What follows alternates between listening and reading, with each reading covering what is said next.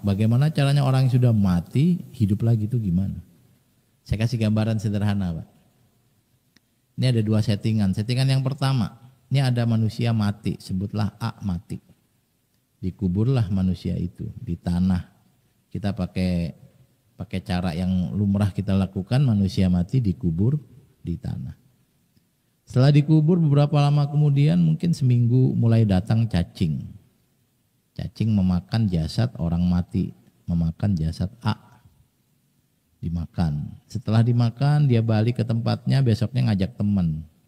Cacing juga dimakan jasad itu oleh cacing tadi dan beberapa teman-teman cacing yang lain. Sebutlah misalnya ada 10 cacing yang makan. Maka bagian tubuh dari A itu masuk ke dalam perutnya cacing. Nah saya nggak tahu perut cacing yang mana tuh Pak. Saya juga nggak tahu lehernya cacing mana, perasaan dari ujung ke ujung sama Pak ya cacing itu. Ya kita asumsikan masuk ke perut cacing. Bagian dari tubuh manusia yang mati atau A tadi itu masuk ke 10 cacing. Lah cacing yang pertama setelah dia makan jasad manusia, dia keluar dari tanah lalu dimakan sama ayam. Ini kan ada 10 cacing Pak. Yang satu dimakan sama ayam. Maka bagian manusia A tadi itu yang asalnya di cacing pindah ke perutnya ayam sekarang. Ayamnya ditangkap sama yang punya, disembelih, dimasak. Dimasak dimakan keluarga yang punya. Ada bapak, ibu, dan 3 orang anak. Ini 5 orang makan. Maka bagian dari tubuh A tadi yang awalnya di perut cacing pindah ke perut ayam, pindah ke perut manusia.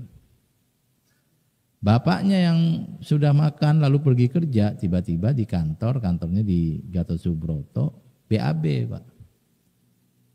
Maka tadi ada jasad dimakan cacing, dimakan ayam, dimakan bapak, jadi feses, buang air besar, pindah ke Gatot Subroto. Nah nggak tahu habis itu mungkin kebuang ke laut. Istrinya di rumah BAB lagi. Nah, BAB kemudian yang awalnya dari badan manusia ke cacing, ke ayam, ke istri, lalu ke tanah. Anaknya jalan-jalan ke Pulau Seribu. Nah pas lagi di perahu kebelet BAB di sana.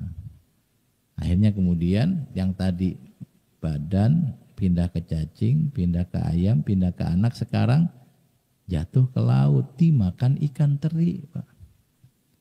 Banyak ikan teri, lihat ada yang jatuh dimakan tek tek tek tek tek. Setelah makan ikan terinya ditangkap pakai jala oleh nelayan. Dijual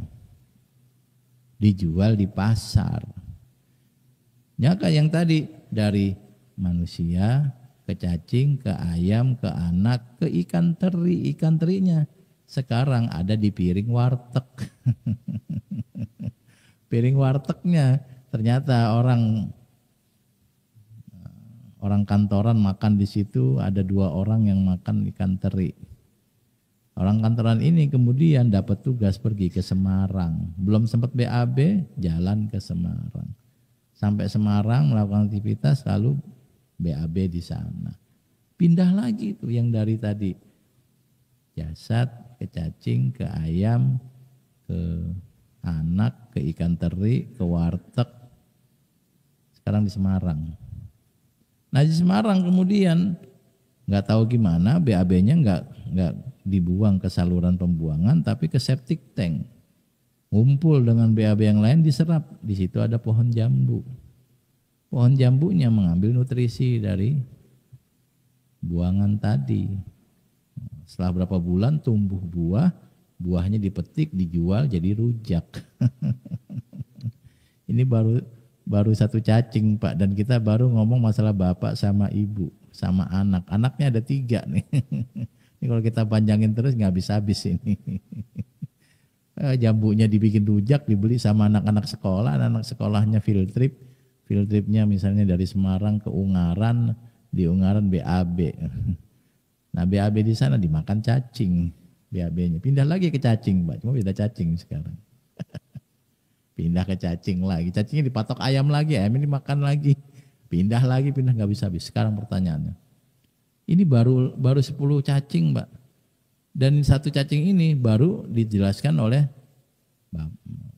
tadi di bapak, ibu sama satu anak, belum 2 anak yang lain. Nah yang 9 cacing lain belum kita bahas, Pak. Kalau kita bahas lebih lama lagi ini nih. Ini pengajian bahas cacing jadinya. Ini ikan terinya tadi ada banyak lagi. Saya mau lanjutin ikan teri dulu.